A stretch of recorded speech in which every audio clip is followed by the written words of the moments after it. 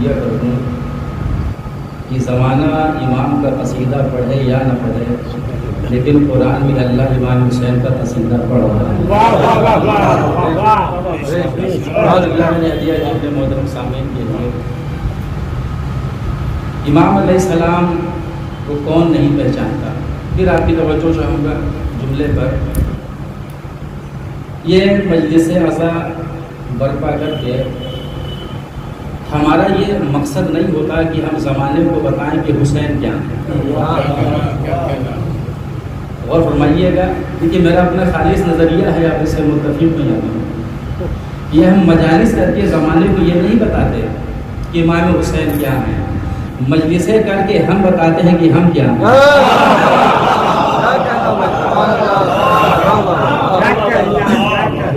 امام علیہ السلام کو آسمان پہ پرواز کرنے والے پرندے پہچانتے ہیں، جنت میں رہنے والی مخلوق پہچانتے ہیں، تبھی تو جھولا جھولانے آتے ہیں۔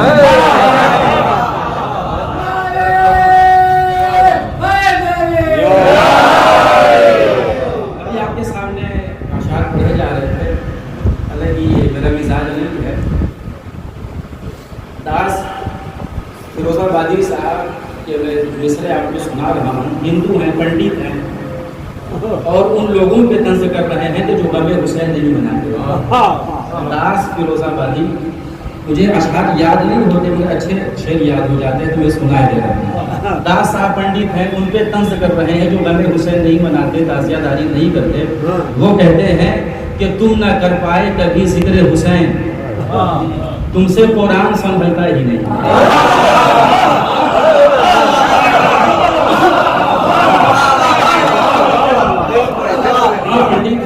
کہ تم نہ کر پائے کبھی ذکر حسین، تم سے قرآن سنبھلتا ہی نہیں۔ ذکر شبیر کو ایسے سمجھو ایک سورج ہے جو ڈھلتا ہی نہیں۔ عجب انداز کے شعر کہے داس صاحب نے، کہتے ہیں ہاں ذوق تجسس کا صلہ ملتا ہے، ہاں منزل مقصد کا پتہ ملتا ہے، شبیر ہے وہ رہنمائے برحق، شبیر کو ڈھونڈو تو خدا ملتا ہے۔ تو ہر انسان اپنے اعتبار سے امام علیہ السلام کی معرفت رکھتا ہے۔ انسانیت کا تقاضا ہے کہ امام کی معرفت رکھی جائے۔ تو قرآن مجید میں اللہ، دیکھیے اب باتیں آگے سنتے جائیے، ورنہ میں پڑھتا رہوں گا، سنتے رہیں گے، سب یہ عشرے والے موضوع ہیں۔ دو جملہ اور میں آپ کو سنا رہا ہوں۔ مجلس کا کام کیا ہے اور ممبر کا کام کیا ہے؟ ممبر کا کام ہے حقائق بیان کرنا، سیرت معصومین بیان کرنا، یہ ہے ممبر کا کام۔ سیرت کہتے ہیں آئینے کو، ممبر سے آئینہ دکھا دیا جاتا ہے، جس کی جیسی صورت ہوتی ہے ویسی ہی نظر آتا ہے، یہ ہے سیرت کا کام۔ پھر آپ کا جملہ میں پہنچانے کی کوشش کر رہا ہوں، پوچھئے کیا ملتا ہے مجلسوں سے؟ یہ مجلس حسین کردار سازی کے لیے، کردار کیسا ہے، کریکٹر کیسا ہے، غور فرمائیے گا۔ دیکھیے بہت ساری باتیں ہیں، میں چھوڑ کے پڑھ رہا ہوں، میں نے پڑھنا نہیں چاہتا تھا، کوئی اور موضوع سوچ کر آیا تھا، مگر یہ آپ کی ذوق سماعت کے حوالے کر رہا ہوں۔ کیا اس فرشی اذان سے ہم کیا لینا چاہتے ہیں، کیا ہمیں ملتا ہے؟ اگر جسم بیمار ہے، بخار ہے ہمیں، تو آپ طرح طرح کی غذا لا کے میرے سامنے رکھ دیجیے، یہ کھائیے مولانا صاحب، میں غذا منہ میں رکھوں گا، یہ کہہ کے تھوک دوں گا، یہ تو کڑوی ہے۔ حالانکہ غذا کڑوی نہیں ہے، چونکہ جسم بیمار ہے نا، زبان کا ذائقہ بھی ہوا ہوا ہے۔ اسی طریقے سے اگر روح بیمار ہے تو مجلسوں میں آنے کا فائدہ بھی نہیں ملتا۔ آپ کی بارگاہ سما کر پہنچانے کی کوشش، کیا ملتا ہے ہمیں ان مجلسوں سے، کیا لے کے جاتے ہیں؟ اگر کوئی یہ کہے صاحب ہمیں یہاں تبرک ملتا ہے، تبرک لے کے ہٹاتے ہیں یہاں سے، تو تبرک مجلس کا مقصد نہیں ہے، ولو بانٹ دیا جاتا ہے، تبرک مجلس کا مقصد نہیں ہے۔ اب لفظ آپ پر پہنچانے کی کوشش کر رہا ہوں، تبرک تو اس احساس کے تحت بانٹ دیا جاتا ہے کہ زمانہ آنکھ کھول کے دیکھ لے، در حسین سے کوئی خالی ہاتھ نہیں پلٹتا۔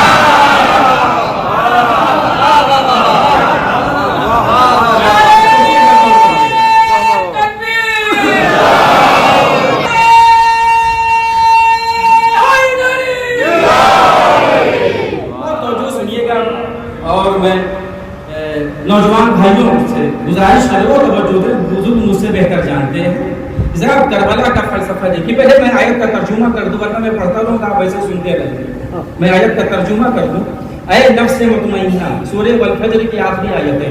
ऐ नफ्स मुतमइन्ना, पलट आ अपने रब की तरफ। अजब आयत है, खुदा की कसम। पलट आ, लौट आ नहीं, पलट आ। इस बारीकी भी आप नौजवान भाई आपसे मैं गुजारिश कर रहा हूँ, ऐ नफ्स मुतमइन्ना पलट आ, लौट आ नहीं, पलट आ। लौट आ का अलग मसला है, पलट आ का अलग मसला है। अल्लाह ने ये नहीं कहा कि लौट आ, पलट आ। पलट आ वहां कहा जाता है कि जब काम करने वाला काम की सरहद से आगे निकल जाए।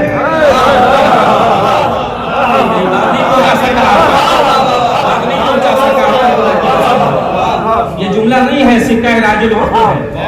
पलट आ वहां कहा जाता है कि जब काम करने वाला काम की सरहद से आगे निकल जाए।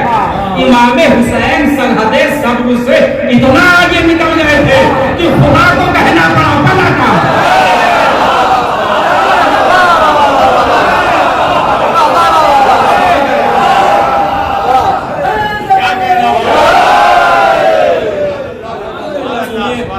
बुजुर्गों की तारीफ चाहूंगा, नौजवान भाइयों की तवज्जो चाहूंगा। जरा करबला का फलसफा देखें, और जिस नौयत पर मैं गुफ्तगू कर रहा हूं उस पर भी आप एक एक नाजुक से नाजुक बात पे आप गौर करें। पलट आ, फिर मैं ठहर के जुमला कह रहा हूं, पलट आ, लौट आ नहीं। क्या बात। पलट आ वहां कहा जाता है कि जब काम करने वाला काम की सरहद से आगे निकल जाए। मौला हुसैन सरहदे सब्र से इतना आगे निकल गए कि अल्लाह को कहना पड़ा, पलटा। और मिंबर की कसम खा के कह रहा हूं, अल्लाह के अलावा किसी पे दम नहीं था जो हुसैन से कह सके, पलटा।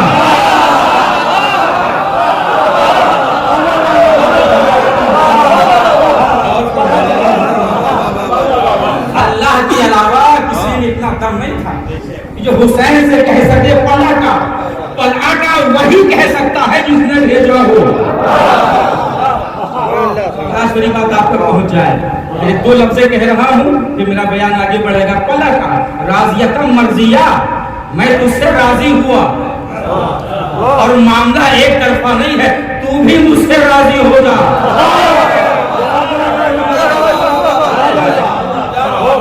मेरी बात आप तक पहुंच जाए। मामला एक तरफा नहीं है, तू भी मुझसे राजी हो जा। उम्मत इस बात पे लगी है कि अल्लाह राजी हो जाए, अल्लाह इस बात पे आया है कि हुसैन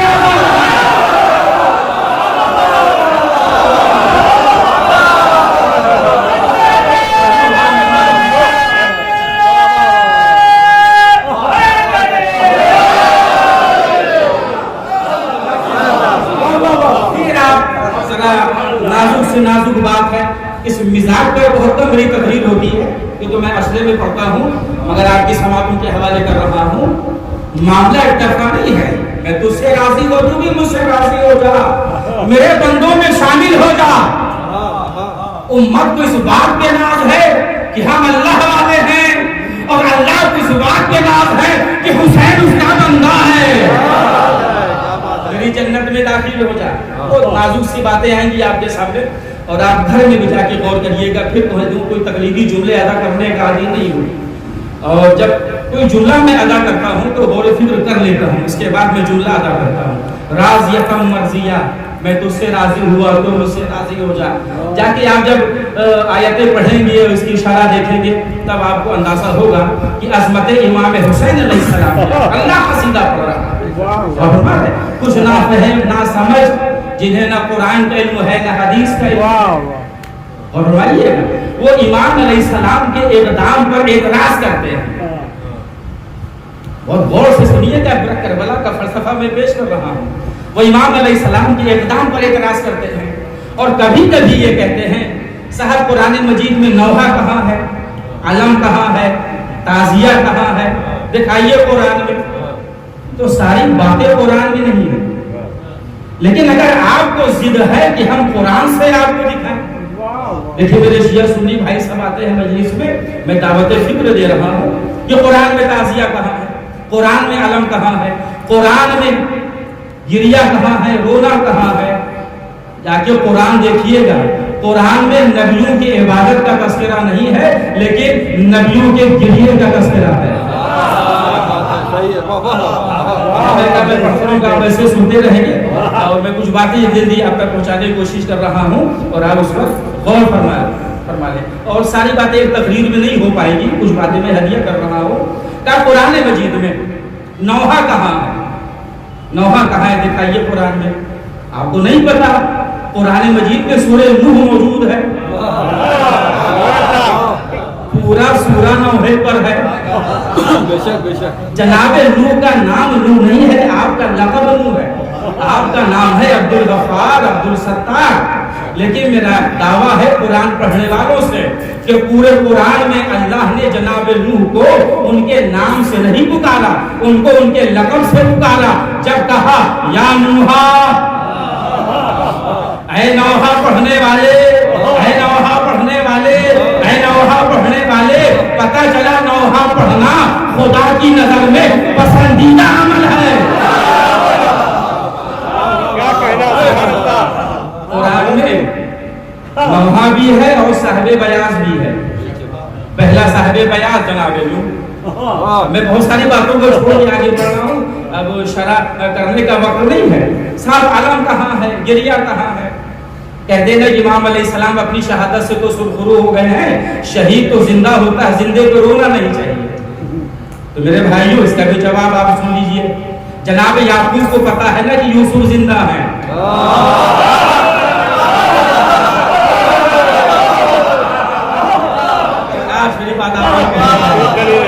یعقوب کو پتا ہے نا کہ یوسف زندہ ہے، علم نبوت سے دیکھ رہے ہیں۔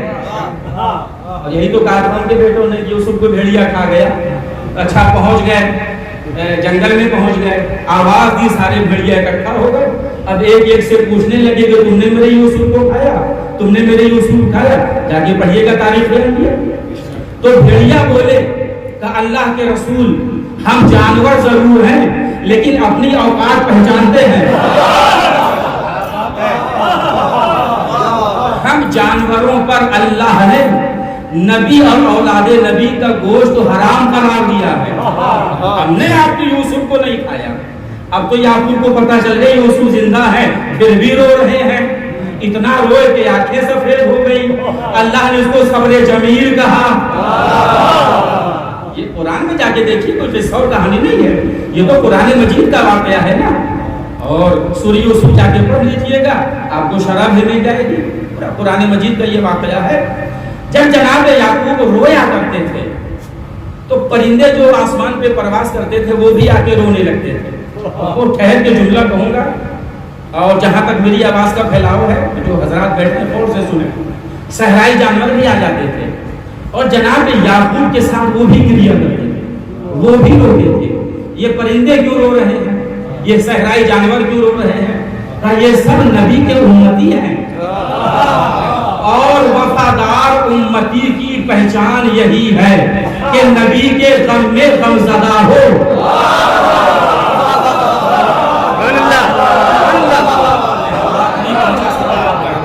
وفادار امتی کی یہی پہچان ہے کہ نبی کے غم میں غم زدہ ہو۔ یہ تو محرم میں پتہ چلتا ہے محمد مصطفیٰ کا وفادار کون ہے۔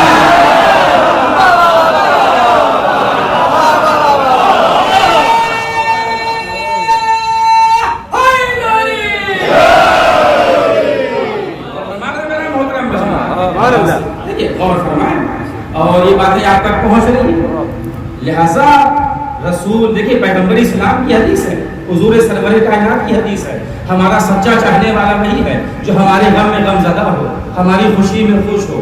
یہ حضور پاک کی بڑی مشہور حدیث ہے۔ پھر میں جملہ ہدیہ کر رہا ہوں، بہت بڑا سا علم ہے اور آپ زیارت کرتے ہیں، اور جب کبھی میرا گزر ہوتا ہے میں جونپور اعظم گڑھ کی طرف جاتا ہوں تو اس علم کی زیارت کر کے جاتا ہوں۔ بس یہ جملہ اور آپ سن لیجئے، پھر بھی بتاؤں کربلا کا فلسفہ، اور انشاءاللہ اسی میرا بیان مکمل ہو جائے گا۔ اور جملہ یہ ہے، بہت ٹھہر کے اور بہت توجہ سے آپ سن لے میرا یہ جملہ۔ جب جناب یعقوب گریہ کرتے تھے تو ایک درخت کے نیچے بیٹھ گئے، ایک پیڑ کے نیچے, درخت کے نیچے بیٹھ کر گریا کرتے تھے. اللہ کو جناب یعقوب کا اس کے سائے میں بیٹھ کر رونا اتنا پسند آیا کہ درخت کا نام رکھا شجرۃ الحزن, یعنی غم کا درخت. پتا چلا رونے کے لیے کسی چیز کا سایہ ضروری ہے. یعقوب نے درخت کو سایہ بنایا, ہم نے عباس کے علم کو سایہ بنایا.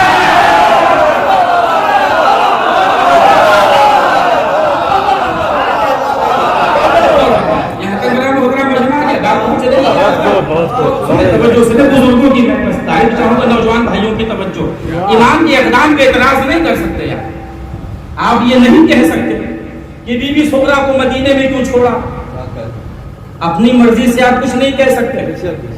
غور سے سنیے گا اور دعا سے نوازیے گا. بزرگوں کی تعریف بزرگ مجھ سے بہتر جانتے ہیں, نوجوان بھائی توجہ. آپ یہ نہیں کہہ سکتے کہ عبداللہ ابن جعفر طیار کو مدینے میں کیوں چھوڑا, محمد حنفیہ کو مدینے میں کیوں چھوڑا, ام سلمہ کو مدینے میں کیوں چھوڑا. اصلا امام علیہ السلام کربلا کو کئی محاذ پہ لڑ رہے تھے. کہ اب یہاں نہ پڑھیں گے تو کہاں پڑھیں گے. کربلا کو کئی محاذ پہ لڑ رہے تھے. جس سپاہی کی جہاں پہ ضرورت تھی اس سپاہی کو وہاں پہ رکھا. آپ اس مختصر سی دار پر بہت مطمئن ہیں. اسے جملہ سنیے. کوفے کے محاذ پر جناب مسلم بن عقیل کو رکھا. مدینے کے محاذ پر اپنی بیٹی سغرا کو رکھا, اپنی نانی ام سلمہ کو رکھا, عبداللہ ابن جعفر طیار کو رکھا, محمد حنفیہ کو رکھا. کربلا کا محاذ خود کے لیے رکھا. شام کا محاذ بڑا تھا.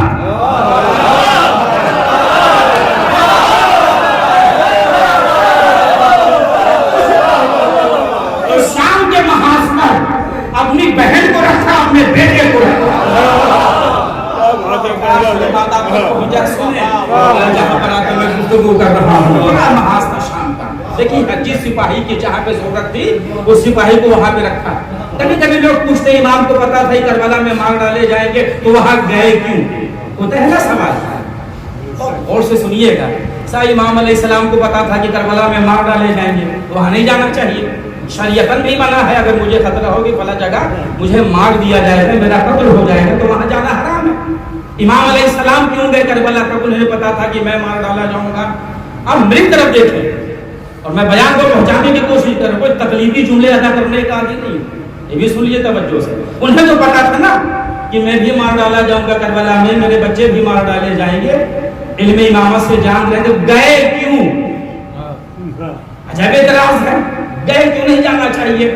پوچھنا یہ ہے کہ ابراہیم و اسماعیل میدان مینا تک کیوں گئے. یہ بات نہیں پہنچا سکا. ابراہیم کو بھی پتا ہے کہ چھری چلانا ہے اور اسماعیل کو بھی پتا ہے کہ چھری چلانا ہے.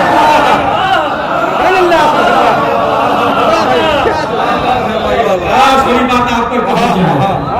کو پتا ہے نا, ابراہیم کو پتا ہے کہ بیٹے گلے پہ چھری چلانا ہے اور اسماعیل کو بھی پتا ہے کہ گلے پہ چھری چلنا ہے, تو میدان مینا تک کیوں گئے؟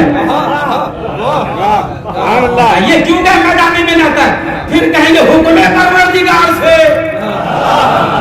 اگر ابراہیم و اسماعیل حکم پروردگار سے میدان مینا تک آئے تو حسین حکم پروردگار سے دین بچانے کربلا تک آئے.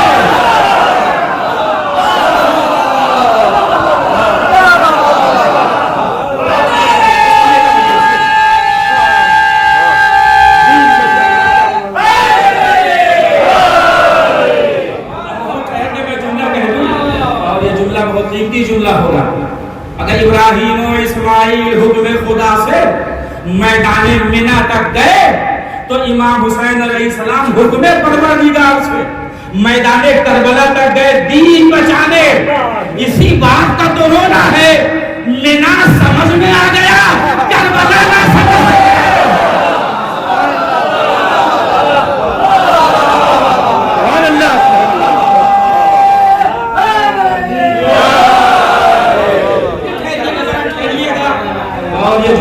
سنتے جائیے. تعزیہ داری آپ کرتے ہیں, تعزیہ اٹھاتے ہیں, تو ایک جملہ اور پڑھنا نہیں چاہتا تھا, بات آ گئی تو سنتے جائیے. کہنا میدان میں نہ تھا. इब्राहिम इस्माइल को लेकर हुक्म परवरदिगार से, और कुरान की आयत है, और इस्माइल को लेटा भी दिया। इब्राहिम की आंख में पट्टी है और बेटे के गले पे छुरी रख दी। रखी कि नहीं छुरी? रखी ना। अगर छुरी ना रखी होती तो पैराहन बदलते वक्त इस्माइल छुरी का, वो हाजरा छुरी का निशान कैसे देखती इस्माइल के गले? इसका मतलब कि गले तक छुरी आ चुकी है। अब कितनी देर में रगड़ हयात कटनी है, बस हाथ को हरकत देना है बस। भाई छुरी जब गले तक आ गई तो हाथ को हरकत ही तो देना है। समझे मैं क्या कह रहा हूं नौजवान भाई? भाई जब छुरी आपने रख दी जानवर के गले पर, किसी गले पर, हाथ को हरकत देना है। इब्राहिम ने छुरी रख दी इस्माइल के गले पर, हाथ को हरकत ही तो देना है, और अगर हयात कट जाए, अल्लाह ने जुबैर से कहा कि दुम्बा लेके जाओ, और इतनी जल्दी लेके जाना इब्राहिम हाथ को हरकत न देने पाए।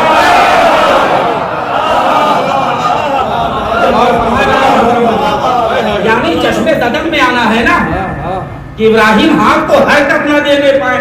अच्छा हमारे यहाँ अब पता नहीं फूलपुर, यहाँ सब पढ़े लिखे लोग रहते हैं या नहीं पता मुझे, हमारी तरफ फतेहपुर में जब कुर्बानी का जानवर तैयार होता है 10 दिन हिस्को, तो औरतें कहते ठहर जाइए जरा पान का बीड़ा मुंह में रख दें और हार बना के गले में पहना दें, छल्ला रख दें मुंह में। पता नहीं यहाँ होता कि नहीं होता, क्योंकि तो हमारे यहाँ का इल्म का तो ये आलम है, जब कोई मसला पेश आता है तो आलिम से नहीं पूछते, बदसलीका औरत से पूछते हैं।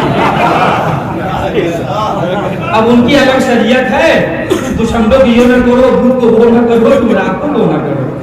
ये मेरा मौजूद नहीं है, वरना हदिया कर देता, नाराज ना होइएगा। यहाँ तो माशाल्लाह सब पढ़े लिखे लोग रहते हैं। अगर जिब्राइल दुम्बा लेके चले होंगे और हूरों ने रोका होगा, ठहर जाइए, अभी फूलों का हार तैयार हो रहा है, अभी जन्नत में पान का बीड़ा लग रहा है, अभी छल्ले चांदी के बन रहे हैं। अगर ये सब हुआ होता ना तो इस्माइल का 40वां हो जाता, दुम्बा ना आता। दुम्बे को तो चश्मे सदन में आना है, छुरी गर्दन का ढा गई भाई। इब्राहिम हाथ को हरकत न देने पर पूरा आदमी इस्लाम मुत्तफिक है कि चश्मे सदन में दुम्बा आया, जिब्राइल ने इस्माइल को हटाया, दुम्बे को रखा। पूछना बस इतना है, दुम्बे का आना समझ में आ गया, शबे मेराज मोहम्मद का जाना समझ में आ गया।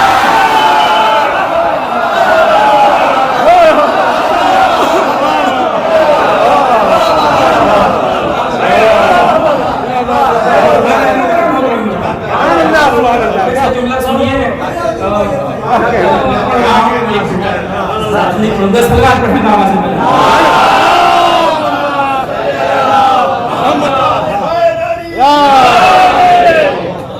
के 10 को उसी की याद मनाई जाती है, जिसको देखिए साहब वो दुम्बा लिए घूम रहा है।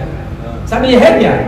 अरे ये दुम्बा है और इसके लिए हुक्म है अल्लाह का कि ये शायरुल्लाह है, इसकी ताज़ीम करिए, उसको मारिए नहीं, इसके आगे ना भागिए, जो गले में रस्सी बंधी है ना इसका भी एहतराम करिए। शायरुल्लाह है और एहतराम शायरुल्लाह से दिल में तक़वा पैदा होगा। हर मुसलमान खरीद रहा है साहब, कुर्बानी देना है। अच्छा ये तो जो आप ढूंढ रहे हैं ये वही वाला दुम्बा है जो इस्माइल को बचाने आया था। क्या बात है, वही वाला दुम्बा है जो बचाने तो कई 1000 साल पहले कट गया। कैसे कटा? बड़ी खामोशी से कट गया। रोया हो गया नहीं, कादिर सोहबत नबी में खौफे जान से रोया नहीं जाता। तो कहा अच्छा कट गया, तो ये वो वाला नहीं है? कहा नहीं, वो तो कट गया। फिर है क्या ये? करे उसी दुम्बे की छवि है।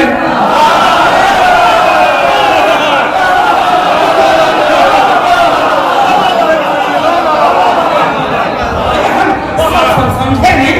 हमें जरा समझा दीजिए। आपको नहीं पता? आप मौलाना साहब हैं, मजलिस में प्रधान को नहीं पता ये उसी दुम्बे की छवि है, तो आपने छवि बनाई क्यों? कहा ये उस दुम्बे की छवि है, छवि इसलिए बनाई है कि उस दुम्बे ने एक नबी को बचाया। तो हमने कहा भैया इतना और बता दीजिए, जो एक नबी को बचा ले उसकी छवि बनाना चाहे जिसने पूरा दीन बचाया।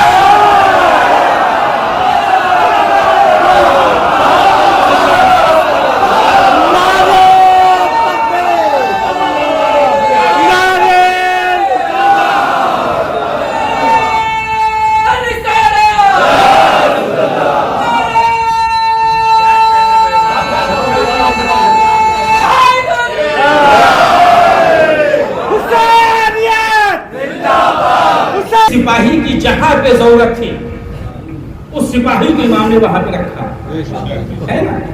مدینے کے محاذ پر اپنی بیٹی سغرا کو رکھا اور اپنی نانی ام سلمہ کو رکھا. کیوں فرزند رسول؟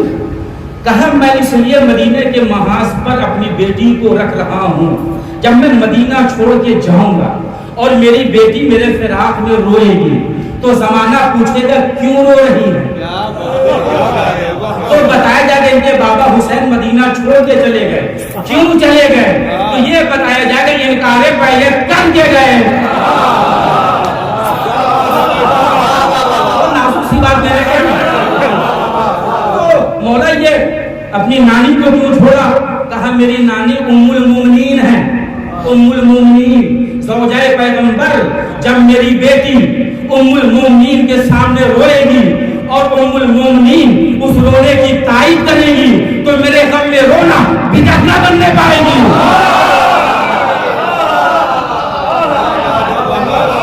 مربی اور سرپرست کی ضرورت تھی تو عبداللہ ابن جعفر طیار کو چھوڑا، محمد حنفیہ کو چھوڑا. میں ذرا جلدی نہیں پڑھوں گا کہ زیادہ باتیں آپ تک پہنچا سکوں. کوفے کے محاذ پر اپنے بھائی مسلم بن عقیل کو رکھا. یہاں تک میرا محترم مجمع گیا ہے کہ میں جملے ہدیہ کر رہا ہوں. شام کا محاذ سب سے بڑا تھا تو شام کے محاذ پر فرزند زہرا نے اپنی بہن زینب کو رکھا اور سید سجاد کو رکھا. جملہ سنتے جائیے، دعا دے دیجئے گا ورنہ یہاں پر آپ سے شکایت رہے گی. اگر شہزادی زینب شام نہ جانا چاہتی تو کوئی نہ لے جا پاتا. آپ کی آنکھیں نم ہوں گی، بڑی نورانی مجلس ہو گئی مرحومہ کے لیے وسیلے نجات. اگر شہزادی زینب شام نہ جانا چاہتی تو کوئی شام نہ لے جا پاتا. کیوں؟ دلیل کیا ہے؟ سر حسین نے نہیں چاہا تو آگے نہیں بڑھا. سنیں میرے محترم سامعین، یہ تو شہزادی زینب شام جانا چاہتی تھی کیونکہ شام کے محاذ پر امام حسین نے اپنی بہن کو رکھا تھا. کیوں رکھا تھا؟ کیونکہ مولا کو پتا تھا یزید شام سے کربلا نہیں آئے گا. یہ شکایت رہے کہ میں لفظ آیا ہو گیا. یزید شام سے کربلا نہیں آئے گا، وہ شام میں بیٹھا رہ جائے گا. اچھا یزید شام سے کربلا کیوں نہیں آیا؟ جنگ صفین میں جب شام کا لشکر ہار کے شام کو شام پہنچا تو لوگوں نے پوچھا بھیا کیسے ہار گئے؟ اتنا بڑا لشکر لے کر گئے کہ کیسے ہار گئے؟ کہا کیسے نہ ہار جاتے. علی کے لشکر میں علی کا ایک بیٹا تھا 14 برس کا جو علی کی طرح لڑتا ہے. ہم علی کے بیٹے عباس کی وجہ سے ہار گئے. جب سب کو بتایا تو یزید کو بھی بتایا گیا ہوگا نا. ارے کربلا آتے آتے عباس 34 برس کے ہو گئے تھے. عباس کی شجاعت نے اجازت ہی نہ دی کہ یزید شام سے کربلا آتا.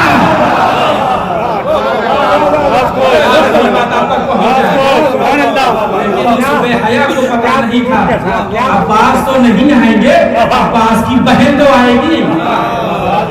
کاش میری بات آپ تک پہنچ جائے. اب یہ میں پڑھنا نہیں چاہتا تھا مگر یہ جملے آپ سنتے جائیے اور مجلس کے ذریعے پہنچانے کی کوشش کر رہا ہوں. کربلا نے رشتوں کا جو لحاظ رکھا ہے اس پر آپ ذرا غور فرما لیجئے. یہ آپ کے تسکین ویلا کے لیے نہیں، یہ پیغام میں پہنچانا چاہتا ہوں. کربلا نے رشتوں کی آبرو رکھی. آپ سنا کرتے ہیں کہ مولا علی اپنے بھائی عقیل سے کہا کوئی بہادر خاندان بتائیے. مولا علی تو امام ہے، یہ بڑے بھائی سے کیوں پوچھ رہے؟ عقیل کچھ بھی ہوں صاحب فضیلت ہیں لیکن علی کے برابر تو نہیں. اور علی پوچھ رہے ہیں کہ کوئی بہادر خاندان بتائیے. خود جس کی محبت پاکیزہ شجرے کی علامت ہو، کیا اسے کوئی شجرہ کوئی خاندان پوشیدہ رہ سکتا ہے؟ نہیں. لیکن اپنے بھائی سے پوچھا، جناب عقیل سے کیوں پوچھا؟ میں نے کہا یہ آپ کی تسکین ویلا کے لیے نہیں ہے، یہ پیغام ہے نوجوان بھائیوں کے لیے.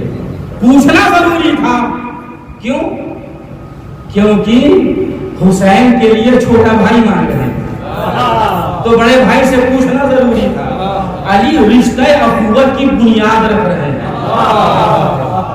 علی رشتہ اخوت کی بنیاد رکھ رہے ہیں اور اپنے بڑے بھائی سے پوچھ کے بتا رہے ہیں کہ ہمارے گھرانے میں بڑے بھائیوں کا احترام کتنا ہوگا. بڑی بات آپ پر پہنچا. ہمارے گھرانے میں بڑے بھائیوں کا احترام کتنا ہوتا ہے, اس لیے اپنے بڑے بھائی سے پوچھ رہے ہیں اور رشتہ اخوت کی علی بنیاد ڈال رہے ہیں. اگر آپ رشتہ اخوت دیکھیے جا کے قرآن کی روشنی میں تو بہت اچھی تعریف نہیں ہے بھائیوں کی, بہت اچھی تعریف نہیں ہے. ایک بھائی کا قاتل, 11 بھائی ایک بھائی کو کنویں میں پھینک رہے ہیں. رشتہ اخوت بستی میں آ رہی تھی تو اللہ نے حسین اور عباس کا رشتہ رکھا.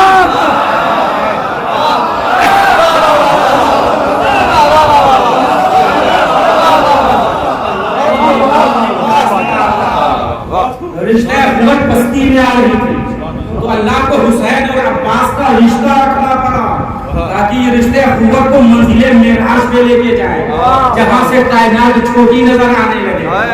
نہ تو میں جلالت مولا حسین کے سامنے زبان کھول سکتا ہوں, نہ تو جلالت غازی کے سامنے زبان کھول سکتا ہوں, زبان جل جائے. میری مجبوری ہے, اردو زبان کی کمزوری ہے, اس لیے میں یہ لفظ استعمال کر رہا ہوں مولا حسین سے اور مولا عباس سے معافی مانگ کر کہ حسین اور عباس کے رشتے میں ایک نازک سا لفظ آتا ہے. دیکھیے جلالت امامت کے آگے اور جلالت غازی کے سامنے کوئی زبان نہیں کھول سکتا. بڑی مجبوری میں کہہ رہا ہوں اسے بات پہنچانے کے لیے. حسین اور عباس کے رشتے میں ایک نازک سا لفظ آتا ہے, لفظ سوتیلا. اس سوتیلے رشتے نے رشتہ اخوت کو ایسے نبھایا کہ سگے بھائی نہ نبھا سکے. جملہ کہہ رہا ہوں, پہنچ جائے دعا سے نوازیے گا. رشتہ اخوت کو عباس کیسے نہ نبھاتے, علی کے بیٹے تھے, یعقوب کے بیٹے نہیں تھے.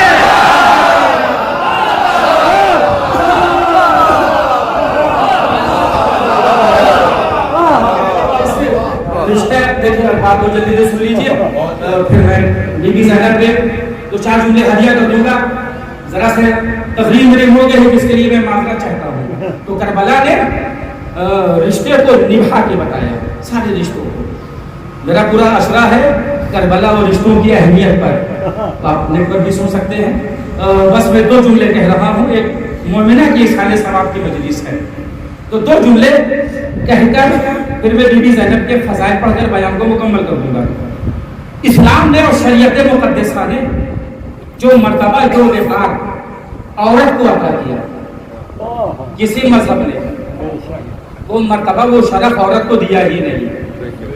آپ پوچھیں گے دلیل کیا؟ بس یہ میرے موضوع میں نہیں ہے, یہ پہلے میں آپ کو بتا دوں. پھر میں بی بی زینب پہ جملے ہدیہ کر رہا ہوں آپ کے سامنے, بس اس کو پہلے آپ سن لیں تاکہ یہ بات بھی آپ تک پہنچ جائے. اسلام نے جو مرتبہ جو وقار عورت کو عطا کیا, کسی بھی مذہب نے وہ مرتبہ عورت کو عطا کیا. اسلام کی نظر میں عورت ہے کیا؟ ماں اور باپ کے گھر میں ہے بیٹی کی حیثیت سے, تو ماں اور باپ کے لیے رحمت. یہ ہے اسلام کی نظر میں ایک عورت کا مرتبہ, ایک عورت کا وقار.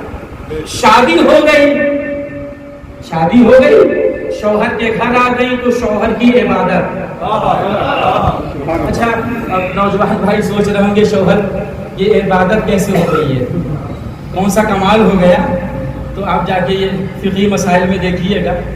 اور تشریف فرما ہے مولانا حضرات اور میں کام تشریف فرما, ان سے پوچھیے گا کہ اگر جیسے ہم لوگ کہتے ہیں کنوارا, غیر شادی شدہ کو ہمارے یہاں کی زبان میں کنوارا کہتے ہیں. اگر کنوارا لڑکا 2 رکعت نماز پڑھے گا ثواب 2 رکعت کے برابر, اور شادی شدہ اگر نماز 2 رکعت پڑھے گا ثواب 10 رکعت کے برابر.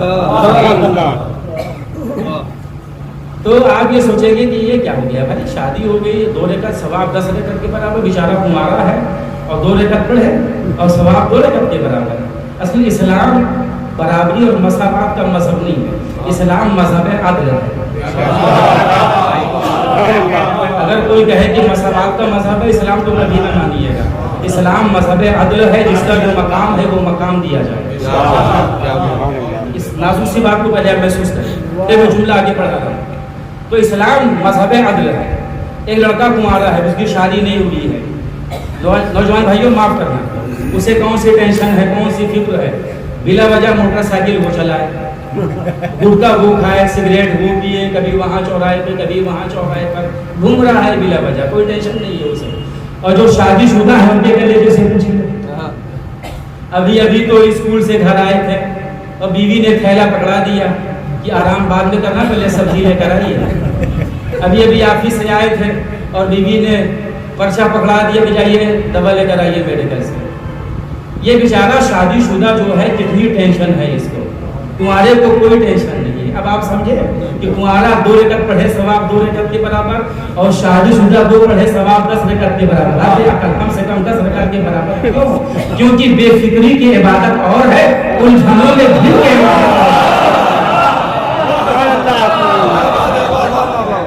فکری کی عبادت اور ہے, الجھنوں میں گھر کے عبادت اور ہے. تو ترتیب کیا میں نے بس یہ اس سلسلے کی آخری بات, اور خود بخود بات ختم ہو جائے گی. بہت بڑھیا, جب تک ماں اور باپ کے یہاں ہے بیٹی کی حیثیت سے تو ماں اور باپ کے لیے رحمت, شادی ہو گئی تو شوہر کی عبادت, ماں بن گئی تو بچوں کی جنت.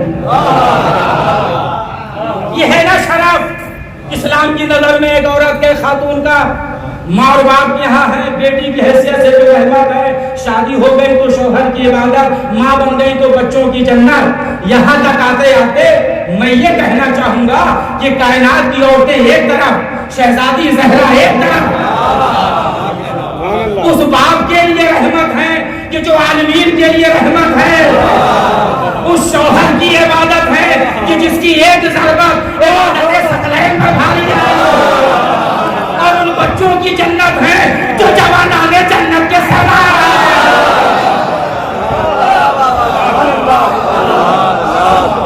یہاں تک میرا محترم مجمع آ گیا ہے جو کہ لفظ میں اٹھا رہا ہوں, اور پھر بی بی زینب کی فضیلت اور میرا بیان بھی تقریباً مکمل ہو جائے گا.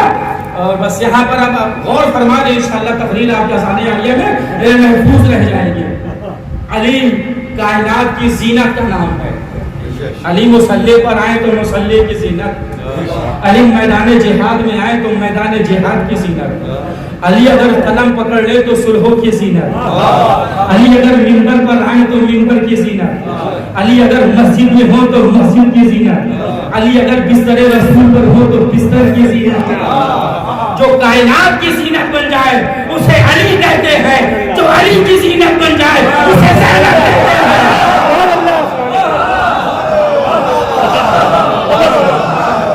یہاں تک میرا محترم مجمع آ گیا ہے, اور میں بزرگوں سے دعا چاہوں گا, نوجوان بھائیوں کی توجہ چاہوں گا. شام کے محاذ پر اپنی بہن کو رکھا تھا نا, شام کے محاذ پر, تاکہ بہن شام جائے اور شام جا کر یزید کو اس کی اوقات بتائے, کاشوری بات آپ تک پہنچ جائے. اور بی بی شام گئی.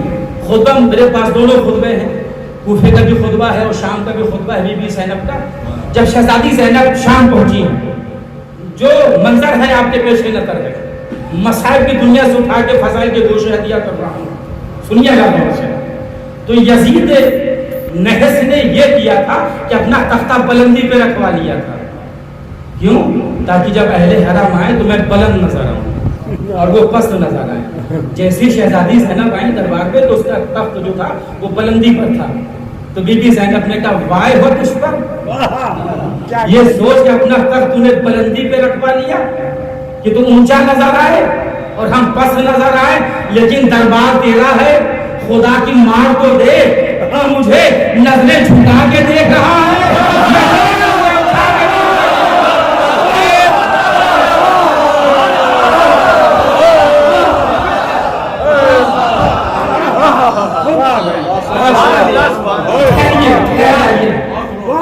اب جملہ نہیں روکوں گا ورنہ بی بی زینب پڑھنے کے لیے اشرے کا کار ہم جیسے کم علم کے لیے.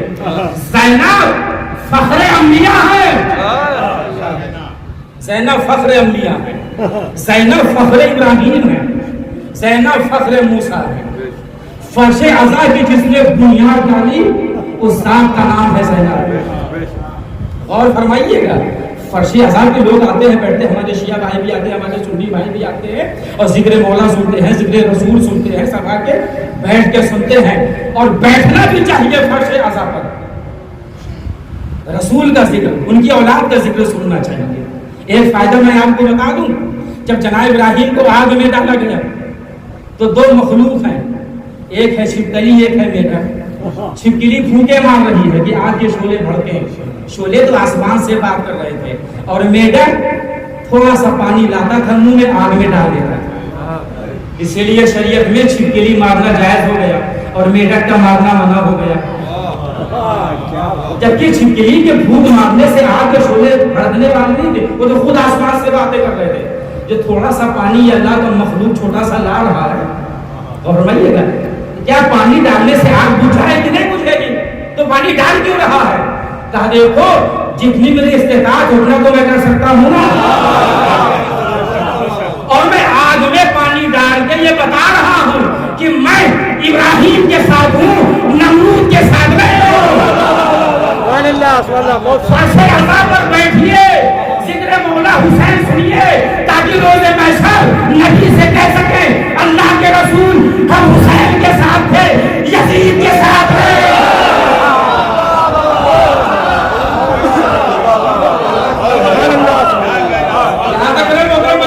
زینب فخر ابراہیم ہے، فخر ابراہیم ہے زینب، فخر ابراہیم ہے. اب یہ معرفت کے جملے ہیں، اور اگر تنقید کے صدمے ہیں تو آنے دیجیے. فخر ابراہیم ہے زینب. آپ پوچھیں گے کیسے؟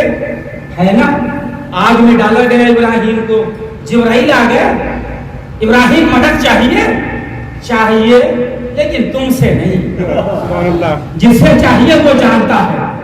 آیت آ گئی نا، یا نارو کونی بردن و سلامن علی ابراہیم، اے آگ ٹھنڈی ہو جا، اتنی ٹھنڈی کہ ابراہیم سلامت رہے، ابراہیم سلامت رہے. میں نے جملہ کیا ہدیہ کیا کہ زینب فخر ابراہیم. آیت کیا آئی، اے آگ ٹھنڈی ہو جا، اتنی ٹھنڈی کہ ابراہیم سلامت رہے. اب آخری فرق کی توجہ چاہوں گا، جو آگ کے شعلوں میں جا کر خود کو بچا لے اسے ابراہیم کہتے ہیں، اور جو چلتے ہوئے خیمے سے امامت بچا لے اسے زینب کہتے ہیں.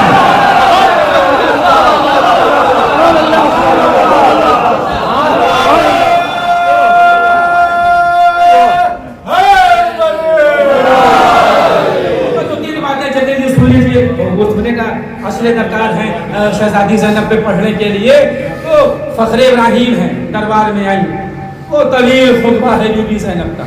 بس دو تین آخری باتیں اور مجھے اجازت دیجیے. طویل خطبہ ہے بی بی زینب کا. وہ خطبہ جا کے آپ دیکھیے گا تاریخ میں. جب اس نے قرآن کی آیت پڑھی، خدا جسے چاہتا ہے ذلت دیتا ہے، خدا جسے چاہتا ہے عزت دیتا ہے، تو بی بی زینب نے بھی آیت پڑھی کہ کافر یہ سمجھتے ہیں انہیں حکومت ملی ہے، انہیں حکومت نہیں ملی، انہیں مہلت ملی. یعنی شہزادی زینب اگر شام نہ جاتی تو زمانے کو کون بتاتا کہ یزید کافر ہے. جملہ میں نے ہدیہ کیا، کون بتاتا؟ کافر یہ سمجھتے ہیں انہیں حکومت ملی ہے، انہیں حکومت نہیں ملی ہے، انہیں تو مہلت ملی. کیوں مہلت ملی ہے؟ تاکہ وہ ظلم پہ ظلم کرے، اللہ ان کے عذاب میں اضافہ. جیسے بی بی زینب کا خطبہ مکمل ہوا، بزرگوں سے دعا چاہوں گا، نوجوان بھائیوں کی توجہ. جیسے ہی خطبہ مکمل ہوا شہزادی رکی. ارے خطبہ کیا دے رہی تھی، ایسا لگ رہا تھا کہ جیسے علی کی ذوالفقار چل رہا ہے، ایسا لگ رہا جیسے مالک اشتر لوگ ہیں. کاش میری بات آپ تک پہنچا. علی کی ذوالفقار بے نیام تھی تو لوگوں کے سر کٹ کٹ کے گر رہے تھے. یہاں زبان ذوالفقار بنت علی بے نیام تھی تو لوگوں کے دل کٹ کٹ کے گر رہے تھے. بی بی کا خطبہ مکمل ہوا. اس خطبے نے انقلاب کیا برپا کیا؟ آخری بات، اور آپ سے میں اجازت چاہوں گا مسائل پڑھ کے. انقلاب کیا برپا کیا اس خطبے نے؟ جیسے بی بی کا خطبہ رکا خطبہ بی بی کا، تو سفیر روم کھڑا ہو گیا. عیسائی ہے، سفیر ہے، کھڑا ہو کے کہتا ہے کہ یزید تو کتنا بڑا لعنتی ہے، تو نے اپنے نبی بیٹی کے بیٹے کو مار ڈالا. اے یزید، اپنے نبی کے نواسے کو تو نے مار ڈالا، تو کتنا بڑا لعنتی ہے. اچھا وہ شرمندہ ہو گیا، کہنے لگا اے سفیر روم، اگر اسلام میں سفیروں کا قتل جائز ہوتا تو میں تجھے ابھی قتل کر دیتا. کیا کہا یزید نے؟ اگر اسلام میں سفیروں کا قتل جائز ہوتا تو میں تجھے ابھی قتل کر دیتا. تو سفیر روم کہتا ہے کہ خاموش ہو جا، جب علی کی بیٹی نے تیرا کفر ثابت کر دیا اسلام کی باتیں نہیں.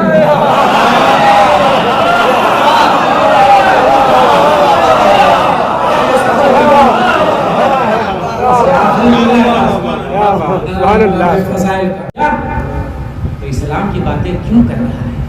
یہ فائدہ ہوا نا شہزادی زینب، شام جانے کا یہ فائدہ ہوا. یہ بتایا کہ میرے بھائی کا قاتل کون ہے، اس کا کردار کیا ہے، اس کا کریکٹر کیا ہے، سب شہزادی زینب نے بتایا. تو وہ تو ہو گیا شرمندہ. تو شمر ملعون سے پوچھنے لگا، تو جو سنیے گا سب باتیں آپ مسائل میں سنتے ہیں، غیر مانوس موضوع ہے، لیکن آپ فضائل میں سن کے دو جملے ہیں. تو شمر سے پوچھا کہ تو نے حسین ان کے ساتھیوں کو کیسے مارا؟ تو کہا کہ بادشاہ نقوش میرے ساتھی حسین کے ساتھیوں پہ ٹوٹ پڑے اور دوڑا دوڑا کے مارنا شروع کیا. پھر شہزادی بولی جھوٹا کہیں گا، جھوٹا کہیں گا، جھوٹ بولے گا، جھوٹے کا نمائندہ ہے تو جھوٹ بولے گا. کہا یزید یہ تیرا نمائندہ جھوٹ بول رہا ہے، جا شام اور کوفے کا جائزہ لے لے.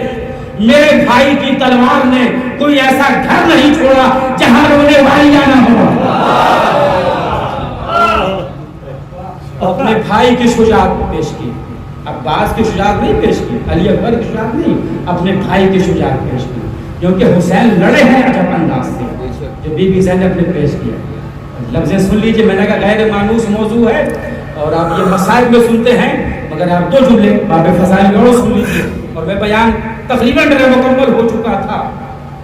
حسین نے 7 حملے کیے ہیں میدان کربلا میں، 7 حملے اور 3000 لشکر یزید کے سپاہیوں کو پھر نار کرتے تھے. اور انداز کیا ہے جنگ کا؟ آپ نے مسائل میں سنا ہوگا، کبھی حسین میں منع پڑا، کبھی حسین میں سرا پڑا، اور کبھی حسین قلب لشکر پہ چڑھ جاتے. فخار بن نعمان تھی نا، کبھی میں منع پر، کبھی میں سرا پر، کبھی قلب لشکر پر. ابھی تک یہ ہوتا آیا کہ فوج اکیلے کو گھیر کے مارتی تھی، مگر واحد علی کے بیٹے اکیلا حسین پوری فوج کو گھیر کے مار رہا. علمان الحفیظ کی صدائیں بلند ہو رہی تھی اور لشکر یہ کہہ کے بھاگ رہا تھا، بھاگو بیٹا بھی علی کا ہے اور تلوار بھی علی کی ہے. بس میرا بیان مکمل ہو گیا میرے محترم سامعین. ہم آپ کی سماعتوں کے شکر گزار ہیں، اس کا اجر اللہ آپ کو عطا فرمائے. اور عجب انداز کا جہاد ہے مولا حسین کا. جب شام سے لڑے، عجب انداز سے لڑے. جب قید شام سے چھوٹ کر، ایسے مسائل پڑھے دے رہا ہوں، جب قید شام سے چھوٹ کر بی بی زینب مدینہ پہنچی، بی بی زینب مدینہ پہنچی اور گھر میں ہیں سید سجاد کے ساتھ. 2-3 دن سے جناب عبداللہ آتے تھے اور سید سجاد سے ملاقات کر کے چلے جاتے تھے. سید سجاد نے یہ محسوس کر لیا کہ پھوپھا کچھ کہنا چاہتے ہیں. ایک دن خود ہی پوچھ لیا کہ آپ کئی دن سے آ رہے ہیں، آپ نے کچھ کہا نہیں، حاجت ہے کوئی خواہش ہے تو کہتی تھی.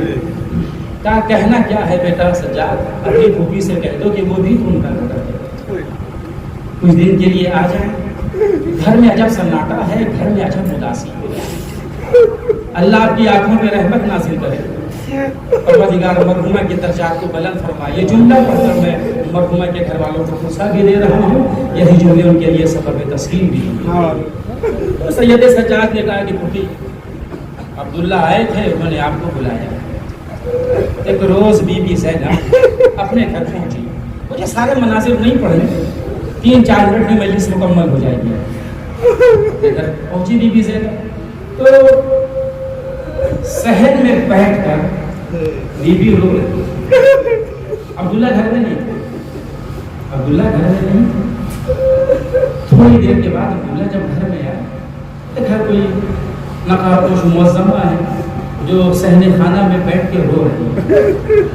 ये बहुत नाजुक रिश्ता होता है, ज़ौजा और शौहर, बहुत नाजुक रिश्ता। आए देखा, अब्दुल्ला ने कहा, ज़ईफ़ा तुम कौन हो जो मेरे घर में आके रो रही हो?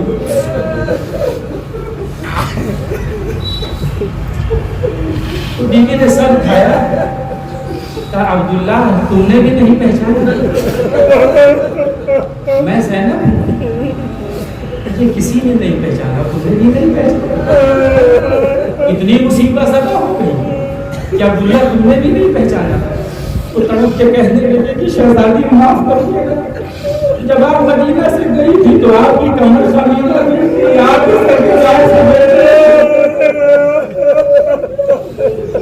अल्लाह की आंखों पे रहमत नाज़िल।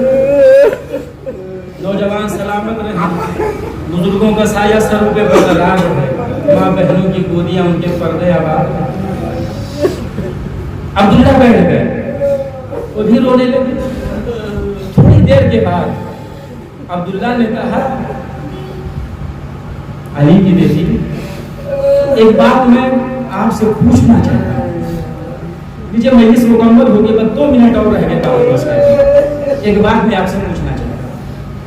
तो पूछा शहजादी ने, अब्दुल्ला मोहम्मद के बारे में पूछोगे? कहा नहीं शहजादी, वो तो सदका थे और आका पे कुर्बान हो गए, सदका के बारे में क्या पूछना? कहा अब्दुल्ला क्या पूछना चाहिए? कहा जंग हो रही थी, जंग सिफीन, मैं भी लड़ रहा था, मोहम्मद हनफिया भी लड़ रहे, बहुत घमासान का रंग था। मैं जब लड़ के लौटता था तो मुंतज़िर रहता था कि चाचा अली दादे शुजाअत दे, लेकिन चाचा ने हमें दादे शुजाअत नहीं दिए। तो हमने पूछा चाचा क्या लड़ने में कोई कमी है जो आप दादे शुजाअत नहीं दे रहे हैं? तो चाचा ने मुझसे कहा, अब्दुल्ला तुम बहुत बहादुर हो, लेकिन सबसे बहादुर मेरा बेटा हुसैन है। लीजिए मजलिस मुकम्मल हो गई, 1.5 मिनट, इससे ज्यादा मसला न पढ़ सकूंगा, अल्लाह आपकी आंखों में रहमत करे। चाचा ने कहा कि मेरा बेटा हुसैन सबसे बहादुर है, तो मेरा दिल ये चाहता था कभी मेरा भाई लड़े, जिहाद करे, मैं अपने भाई की जंग देखूं। ए बीवी, मैं तो करबला में नहीं था, आपने तो जंग देखी है ना, बस इतना बता दीजिए मेरा आका हुसैन लड़ाऊ कैसे था? जज़ाकल्लाहु खैरन जज़ा। बाबे मसाइब का आखिरी जुमला दिल को तड़पा देगा। कहा अब्दुल्ला क्या पूछते हो, मैंने अपने भाई को घोड़े पे सवार कर दिया, मेरा भाई मैदान में आया, जुल्फ़िकार को बेनयाम किया मेरे भाई ने, और मेरा भाई लड़ता जाता था, ये कहता जाता था